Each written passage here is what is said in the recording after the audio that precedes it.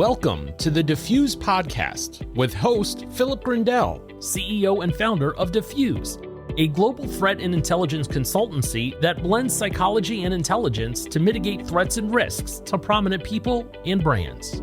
So welcome back to the Diffuse Podcast. It's a specialised high-impact series focusing on personal threat management, protective intelligence and crisis response. It's designed for high-profile individuals, corporate leaders and security professionals. And each episode delivers expert insights on navigating real-world threats, both digital and physical. So this is part 2 of our conversation with John Blake from CyberOps Global, a former colleague of mine, and it's on OSINT, the digital lens into threats with John. So John, we've obviously had part 1. For those of people who may, for some reason, have not heard part 1, can you just kind of give us a introduction into your kind of background, your career, and what you're doing now? Yeah, so thanks for having me again, Phil. So yeah, operational detective in London. Went through the usual processes of becoming a detective, and then moved into the sort of cyberspace, looking at how criminals are using technology to commit crime and how we could sort of counter that. Really ended up in a national coordinator's job for a few years back in 2011 to 15, and then left the police after 26 years and stepped into the private sector, where I've worked in cyber investigation, consultancy and training. Brilliant, John. And John is somebody that we use at Diffuse Global for some of our OSINT investigations and also sort of cyber advice around the subject. So part 1, we talked about the kind of basics around, well, what is OSINT? What is intelligence, actually? We talked about some of the myths and some of the realities and some of the terminology around surface web, deep and dark, and triple I, which is a new policing term. And we talked about IP. And at the end of part 1, you referenced the term, which I think is worth starting here, which is VPN. Yeah. And so let's talk about that, because I use VPNs, but there are times I turn it off because it becomes really slow and almost painful at times. So what is a VPN and what's it designed to do? I mean, in simple terms, a VPN, which stands for Virtual Private Network, is a way of obtaining a secure encrypted connection from a device to another location on the internet. So if you think about running a really long cable from your house to wherever you are in the world, it would be very difficult for anyone to tap into that cable and get the information that's being passed. And what a VPN effectively does is it creates a virtual cable, which we call a tunnel, which is encrypted. So the data is encrypted on your device, and it's sent over to wherever it's going to be received. So that would be the sort of definition of a corporate VPN. So a lot of people will be familiar with remote working. You switch your VPN on, you connect remotely via your Wi-Fi, and you plug into your office or your company systems. You're onto the perimeter of their network. Everything that you do from that point will be routed via your office. So if you're in, you've got a UK business, you're in Africa somewhere doing some work, you connect, everything will go out as if you were in the UK for your business. So that's the technology. But what the consumer VPN does is, rather than being pre-configured to connect to a specific place, you can choose where in the world you want to route your traffic through, and then you'll get the footprint provided by that provider. So, I mean, from a security perspective, VPNs are great. And actually, National Cybersecurity Centre, which is the public sort of facing part of GCHQ, really, they recommend that we use VPNs when we're away from our home networks. But the downsides, of course, are that sometimes the VPN services will log our information. So they might log our true IP address. So that could be useful in an investigation. Speed is another issue. If you're using a certain type of VPN, they may throttle down the speed for streaming, for example, and it gets all buffery. Then you've got, the paid for versus free VPNs. If you're paying for something, you would expect a decent speed. If you're using a free VPN, not so. What are they doing with your information? That's the question I would be asking. But again, VPNs do cause us problems in investigations, but it's not unsurmountable. It depends on what type of VPN and what the motivation of the person using it is. And one of the other things I always find when using VPNs sometimes, or not very often, is it restricts access to certain sites. So sometimes it'll say to me, you're not in the UK, or it positions you so it doesn't appear that you're in the UK, so you can't access these particular sites. Yeah, I mean, a classic example of that is online streaming services. So you might think, actually, I'm in the UK. I'm gonna use a VPN and try and get onto the US one, and then you'll get this thing saying you're using a proxy service. Please disconnect that and reconnect, because these services are region based. Even though we might think we're paying for the service in our region, and I'm not going to name the popular one, but we all know, I think, which one it is. But the point is that they are using technology to detect the VPN connection. So they will say, look, we think you're on a proxy service, restart your internet connection, don't use a proxy service, and then you'll get what you pay for. Yeah. So I think, that there are technologies out there that will detect it. But from an investigator's point of view, we know that people use VPNs to manage their footprints. We know that people use VPNs to access material that isn't available in a certain country. And if you're in a country that is oppressive, then you can use a VPN to get hold of material that you might be getting blocked at ISP level. So, I would say that, a VPN is not an indicator of any criminality or subversiveness. It's just a technology that we use to keep ourselves safe. So is it something you would recommend that clients use then, so that they can I suppose, distance themselves from their home address or from their hometown or that sort of thing? 100%. I mean, even, forget about the geographical side of it for a minute. If you're in a hotel, you're connecting to a hotel router, they can see your traffic. They can see what you're connecting to and why and how long. So if you use a VPN, that will take you out of their network into an independent network that probably isn't interested in what you're looking at, and it keeps you safe. And I would recommend that if you are in using public internet connections, public Wi-Fi, airports, hotels, railway stations, I would always use a VPN. I highly recommend it, just for safety. And the VPN that I use has got it's got a Smart Connect button, so you just click Smart Connect and it connects you to the nearest, fastest connection. We're not talking about trying to route through a different country. All we want is a secure tunnel out of where we are. Would you, from a security perspective, logging on to public Wi-Fi? Can we talk about that for a minute? Yeah, of course. I mean, look, everyone needs Wi-Fi. Everyone needs connectivity. I'm personally not a great fan of hotel Wi-Fi's. I try not to use it, only because I don't really trust what they're going to do with the data, and quite often it's a rubbish connection anyway.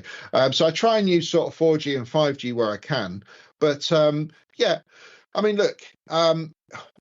Does it matter that the hotel can see that we're watching BBC iPlayer? Not really. I mean, it depends on what you're doing. It depends on what type of information you're passing over the internet.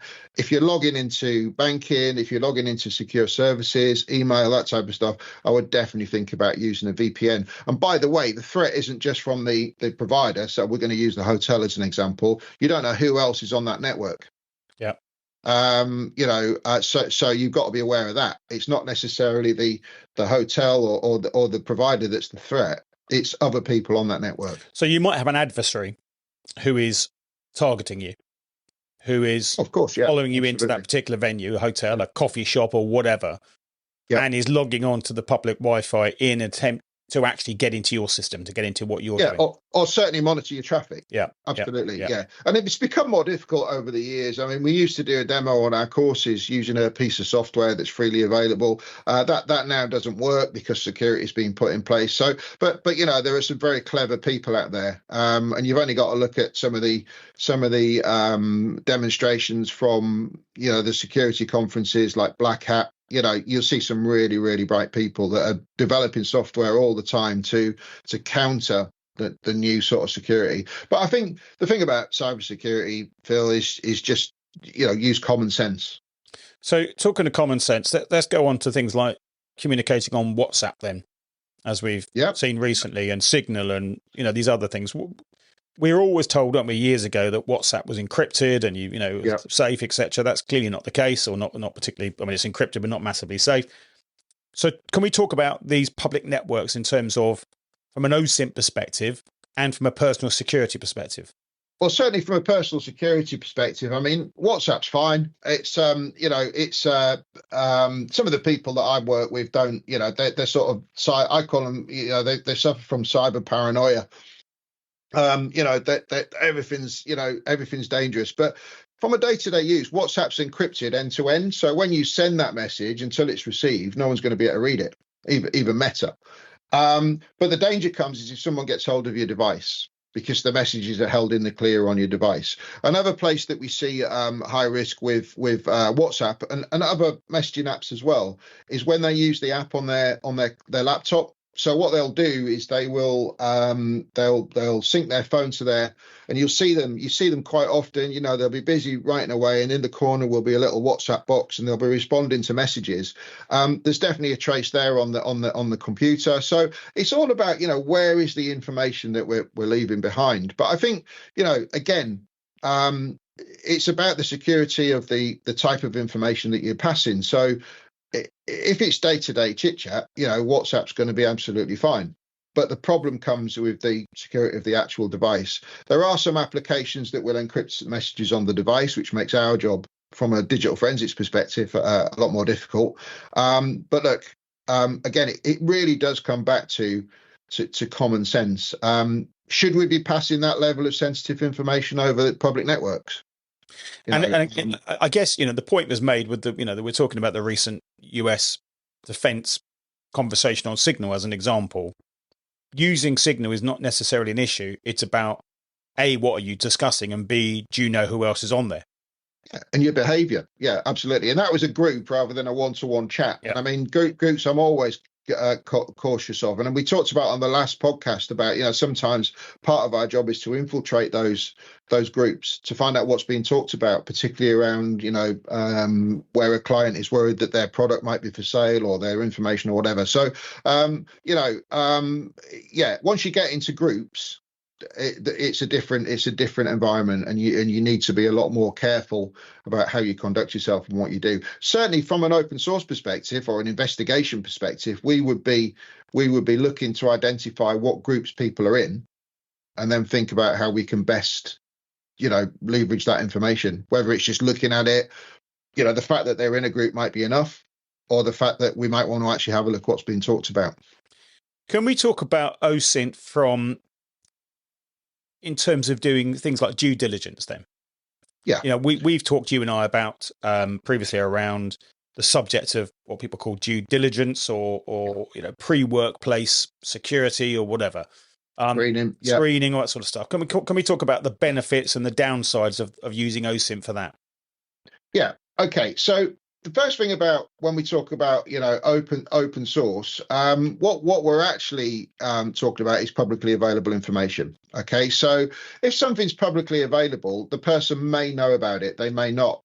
What's quite interesting is we talk about something called the digital footprint, and the digital footprint is often used as a sort of term that it's in my digital footprint. But actually, there is another part to your digital footprint that is less known. So your digital footprint is the stuff that you know about, the stuff that you know is out there, the stuff that you agree to, the stuff that you can control. But if you think about the stuff that we don't know about, things like what we call the digital shadow. So the digital shadow is stuff that we don't know about. So that could include things like data breaches. So where your information has been accessed by third parties and then published on the internet, we might not be aware of that. So that might include our name, our date of birth, our address, our phone number. So that's a really good source of information for us. And it's not intelligence at that point, it's just information until we verify it. But we use data breaches a lot to try and find out stuff around persons of interest, and also in due diligence. So when we're doing, is there anything out there? And also security as well. If you've come to us with a few clients who want to know what's out there about them. They want a snapshot, and that's the place that we would look. So I would say that, using open source techniques for due diligence is really important. it gives you a picture of a person's online life, and you will uncover things that they either don't know about or they've forgotten about. Now that might be positive, it could be negative. We've all got a history, we've all got stuff online. Again, youngsters are having this problem. When they're kids, they're posting stuff online, might be inappropriate, might be a few years ago, forgotten about it, and then it comes up in a university interview, or it comes up in a job interview or an internship, and say, well, what's this? Why have you got these views? Do you still hold these views? So it's not always the end of the world for people, but it can be damaging. So we use it a lot. Yeah, I mean, it's interesting. You talked about data breach, etc., and we have a product which you contribute to this product, which is our privacy package, where we are for clients analyzing on a monthly basis what's out there about them, and then removing or changing or adapting information. I mean, one of the other things that always strikes me as interesting is when people say you won't find anything because I'm not on social media, etc. And of course, what they forget is but other people are. Yeah, correct. And one of the vettings we would do for covert officers in the police was, what is out there about their police working relationship. And I remember one girl, she was a really good operator, and she was really fit for the job. And then we did some social media work around her, and she was in the police netball association, and she was a really good quality player.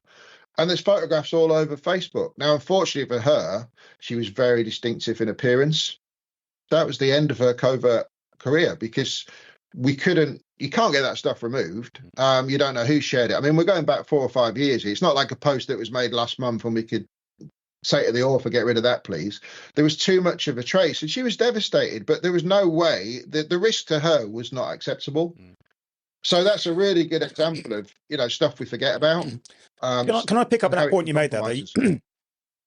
So had it been a couple of months ago and she deleted it, that doesn't necessarily mean it's gone though, does it? Because no, it doesn't, but it would make it a lot more difficult to find. So we'd have to, everything's risk-based, isn't it? Yeah. Everything's risk-based. And, when we had that particular case, it went up to a senior officer to make the decision, and she made the decision that, we couldn't take the risk because there was too much stuff. Yeah. There was just too much of it. But yeah, I mean, everything's risk-based. We could say, look, delete it and we'll take a chance. If it's been shared, how many times has it been shared? We could have a look at that. Look, I mean, you're never going to be 100% sure. Yeah. But in that case, it was just a no. So let's talk about some different techniques, because I think let's get into the kind of technical bit of it for you. The stuff that you teach people to do, and where do you start? Okay, so everyone knows how to search Google, but when you do a Google search, actually, what you're doing is you're going back all the way to the start of Google. And you're also looking at everything. You're looking at URLs, web pages, you're looking at PDFs, documents that are out there, all the way back to the start. So the first thing we teach people is how to use Google Advanced Search, how to manipulate those searches to look for the stuff that we want to find. So Google's own rules on there are, look, do a search, see how many results you get, and then use our filters to filter stuff down. And some of the listeners will remember something from school called Boolean. And Boolean searching was ands and noughts and ors and this sort of stuff. But Google's got all that stuff built in. And it's really user-friendly once you know how to use it. So you can go from, 30 million results to 250 in a very short period of time, by putting date filters in, by looking for certain file types, for looking for exact searches rather than and searches, So we spend a lot of time on that. And what I find is that a lot of the youngsters that have recently come through university, they know all about this stuff because they've used it in their dissertations. But the likes of you and I, who will remember, the days before the internet, this is a revelation to people because they don't realize that all those tools exist. So, it's always looking for that needle in a haystack, isn't it? But how do you find it? How do you filter down? So you saying you don't use Boolean searches anymore? You can do it, but you don't need to, because it's built into Google and it's built into other search engines as well. But it's understanding what they do really, without using the term Boolean, because it sort of puts people off because it's mathematical. But I mean, there's features within search engines that will allow you to do this stuff really easily. But I think that one of the warnings there is, is you filter down incrementally. Yeah. Otherwise you'll miss stuff. If you put too many filters in, you'll miss stuff. Yeah. So that's a big part of what we teach initially on the foundation training. And so are there particular tools or particular software or stuff, if you want to use a nice technical term, that you kind of introduce people to, recommend and use? So if you Google Advanced Search, it'll take you to the Advanced Search page, which is a series of boxes. I mean, some people know it exists, some people don't. If you're on Google and you go into the bottom right and you click settings, you'll see Advanced Search there. There's a couple of ways you can find it, but what you're looking for is the Google Advanced Search form. And it's pretty self-explanatory. It's any of these words, all of these words, none of these words. And then once you get your results, you can start to filter down by date. But we spend a bit of time on that because it is important that people understand filtering. Now, what's important as well is that we keep an audit trail of what we do, because searching, particularly around the type of work we do for you, is a snapshot in time. And we know, we've got clients that we provide monthly reports on, and we're not interested in what happened, more than a month ago. We're interested in stuff now. So, but what we are also interested in is stuff that might have been backdated. So, there's lots of different techniques that we teach around trying not to miss information, but not being overly complex in the way that you search. But do you introduce them to different sort of platforms or softwares or apps that you think, we use these? Yeah, we do in the later courses. I mean, so there are some sort of online services. So the Internet Archive is a good one. So the Internet Archive, again, the part of that we use is called the Wayback Machine, which sort of speaks for itself. It looks way back. And what it does is rather than indexing web pages, it takes snapshots of them. So that's quite useful, because what we can do is we can say, well, look, if we're looking at a company that are squeaky clean, they haven't always been that way. And the great thing about that is, as soon as the snapshot is taken, that company lose control of that information. So yeah, we do. I mean, but we don't really teach any sort of third-party software, because most of those require sort of subscriptions. Yeah. So can we talk about then, a subject which is on everyone's lips, and I'm interested to know what the role of AI and automation has in OSINT investigations. Yeah. Okay. So AI is obviously, a very popular thing at the moment, and it's something that we're all really interested in. So the first thing about AI is a word of caution. And when we generate AI reports using the popular platforms, they normally come with a warning that says, look, you need to check the validity of the information in this report. But I think we were talking just before we started today, and I used it the other day. Someone asked me to produce a job description for a cyber investigator role, and I thought, well, I haven't got one. But then I thought, let's quickly do ChatGPT, and it was fantastic. It produced this thing, and it's exactly almost as I would have written it. So for those types of quick sort of questions, they're useful. AI is useful. The thing about it is, you've got to ask yourself, where does it get its information from? So some platforms are learning as they go. So when you do ask a question to an AI platform, generally that might inform future answers. So that can be useful. Some AI platforms look onto the World Wide Web, some don't. They use their own sort of databases. But it's an emerging role, is how I would put it at the moment. Certainly one of our big clients is looking at it. I've got a meeting next week to talk about how AI can be used in investigations. And my answer to that is cautiously. But it's coming, and we can't do anything about it. And why would we want to change it? Anything that helps us do our job is fantastic, but we do need to understand that it can make mistakes. It's only as good as what it knows. And I think at this stage, it's a really good starting point, but we do need to verify things manually, particularly in investigations. And what about automation? So other tools that you're using? Yeah. So automation is great. I mean, we've been using it in the digital forensics world for years. We use e-discovery platforms. So the one that I used, and I will name it because it's fantastic, is Nuix. It's a very expensive product, and I didn't have a license for it, but I was working for a company that did. But what that does is it ingests all the data that you've got, and then you can ask it questions. And that's fantastic, because that saves you a lot of work. That saves you a lot of work. But again, it's only as good as the information that's in there, and it's only as good as the algorithms for understanding the question that you ask. But where this has been used recently in an investigation that we did was a large-scale mail server. Millions and millions of emails were seized and put into an e-discovery platform, and then we could ask questions. And they've all got an AI front end now, so they understand the question that you're asking. You can ask in plain English.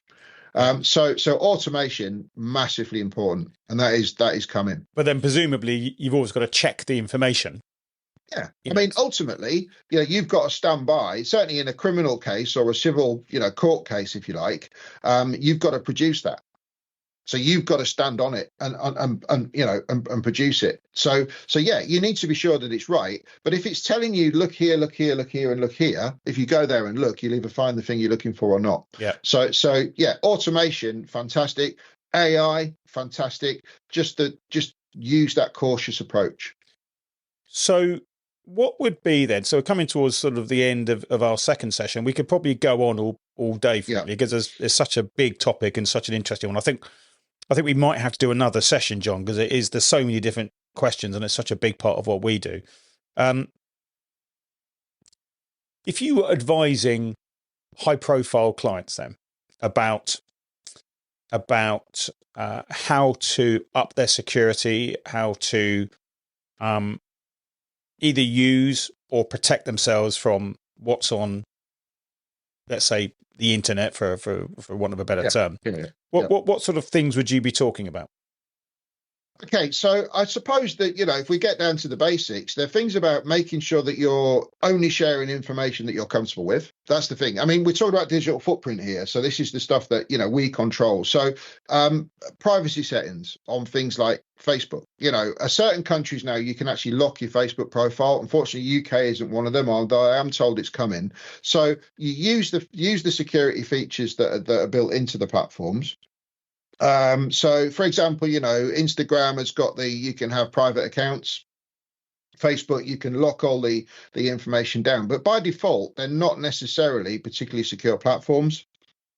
But we're looking at it from the perspective of an individual. Facebook will look at it from the perspective of, well, we're a business and here's our tool and it's really good. And you can find people and find out stuff. But what we're trying to do is limit that hostile sort of activity, if you like. So it's about understanding what you're sharing, who you're sharing it with, how you secure the platforms that you're using. And I think that the final thing would be understanding what information you think could be used to harm you.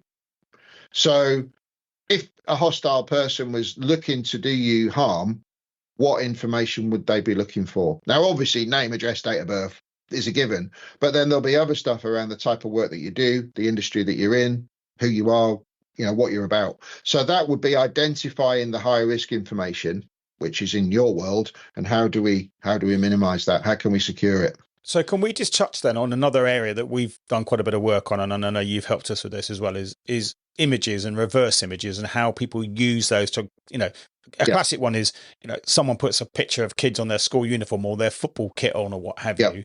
Yeah. And then you can use that to identify, well, what school they at or what team they play. So can we just talk about images and reverse images? And the other issue that people have an issue with or probably don't even realize, and we touched on it previously, is around, other people will put pictures on that you're not aware of. So, someone else will put a picture of the football team or the school picture on them, etc. How do you keep track of all that? Yeah. So So digital images are a big part of the World Wide Web. They're a big part of the internet, social media. So certainly from an investigator's perspective, I mean, we can search images, so we can see other occurrences to them. That's a fairly old technology, and that's something that we treat on our foundation training. So, but obviously, as I said to you earlier or in the previous podcast, is that search engines can only look and record information that they can access to. So if you do an image search and Facebook you might get some results that say, yeah, this image is on quite a few Facebook profiles. That doesn't mean that that the search engines found them all, because it can only see, it's only allowed access to certain Facebook profiles. You can actually switch that off in Facebook and say, don't let search engines index my content. So you're not going to be sure. That's the first thing. So you might find a few occurrences of it, but not all of them. But the one that we sort of really sort of go to town on our training is the metadata. So metadata is data about data. So not just the photograph itself, but the time, the date, the location, the device, that type of stuff. Now, certain platforms like Facebook, if you upload a photo to Facebook, we're not going to be able to get that information. But on blogs, on websites, that information quite often is available. So one of the things I would say is, if you are publishing stuff, make sure that information is either stripped out or edited to the level. And that's where you need a little bit of technical help. And there are some tools that will strip the data out. But really, sometimes you need some data in there, but not the stuff that's going to tell you where the photograph was taken, for example. So there's a lot of stuff around imagery that can be harmful.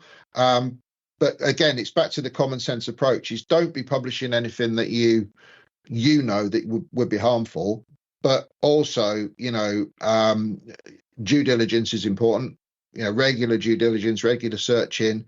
The image search tools are really good now, so they will find stuff even if an image has been cropped. So there's a lot that can be done. Yeah, but when we talk about images, then can you? I mean, I'm conscious of time, but can we just kind of touch on things like deep fakes, because that's again a topic that people worry about, and deep fake, videos, all that sort of stuff. Yeah. So nothing is ever what it appears to be. And we use something in investigations called the ABC. Assume nothing, believe no one, check and challenge everything. And there are a few variations of that, but they're all the same. So we would never assume that something's correct. We don't believe it, and we would check and challenge. There are some really good AI detection tools now that you can use. Some of them are commercial, but we use a couple of them, and we did a piece of work for you recently on this, where we can potentially detect whether an image is AI created or not. They're not 100% reliable, but what they do give you is a percentage of how likely it is. And this works with AI generated text as well, by the way, but they're looking for the features but AI is developing and getting better and better and better. So yeah, they're problematic. And they're often used in harmful ways. So fake videos, deep fake videos, which okay, one side is a type that a lot of people talk about, is the kind of pornography that's been created for celebrities, etc. The other side of it, which we've dealt with a couple of times, is when organizations are targeted with deep fake videos purporting to be a CEO or someone else. What's the defense against those? Well, there isn't one. I mean, you just got to be cautious. I mean, at this point, I mean, we I was talking to somebody at a conference a few weeks ago around this, where they were a guy was called by on a voice call, on a WhatsApp voice call, and the voice appeared to be the person that he was expecting to call, but clearly it was a scam. So this is very, very difficult, because what happens is you're generally in that instance, you're generally called when you're on the move. You're at a railway station, or you're at an airport lounge or something similar, and you haven't really got the time to check and challenge. And why would you? You've got other stuff going on. The number is the person you're expecting. The voice sounds like the person. So you've got all of these issues to contend with. I think, it comes back down to the real world security. Am I comfortable giving this information out? And you and I have had this discussion before around, what information people pass over WhatsApp or on a voice call. The platform is secure, but what about the people around you? So that's what we've always got to be thinking is, what is the security risk to this conversation that I'm having now? Why am I having it now? Is it how do we verify? Is it an unexpected call? And when you talk about the videos, is there anything in the video that is unusual? And I think that's what it is. It's not the actual quality of the video. It's the behavior. What is being said? How is it being said? What is the language being used? Is that a different type of language? We've got to be switched on around it, Phil. We can't, there's no easy fix. Yeah, I mean, I know that one of the things we use in terms of advice around that is much like kidnaps, is kind of code words and stuff like that. If you're going to be, which again is the checking phase of it. So, John, listen, this has been 2 really, really fantastic sessions, and I should have asked you this on the last podcast as well. But if people want to get hold of you, can you, where do they get hold of you? Can you give us a snapshot for people of what sort of courses you do run? And again, where do they find you? Yeah, I mean, the website is the easiest way, cyberopsglobal.co.uk. It's got a contact page on there. You'll find me on LinkedIn, John Blake. And one of the things I would say about the training is we do individual training programs. They're all on the website. But we also do something that we call a cyber investigator pathway, which is good for teams. So it's basically 3. You pick 3 courses that fit your world, and then you pick 2 additional sort of add-on courses, and then that gives you an accredited cyber investigation certificate. So what we're always trying to do is trying to we moved away from generic training a long time ago. We encourage people to take the pathway. If people want training, we can customize it to their platforms. We're not talking about generic training anymore. This is all specific, bespoke training to particular environments. So you've got different modules that people can take that will kind of create a particular specialism. Yeah, exactly. So, for example, you might want to do a basic open source course. You might want to do a basic cyber investigator course, undercover online, and then you might want to do intelligence and producing in court, and that's all on the website. But it's more about people understanding that this is such a broad world now. There isn't one size fits all. Yeah, I think that's really good advice.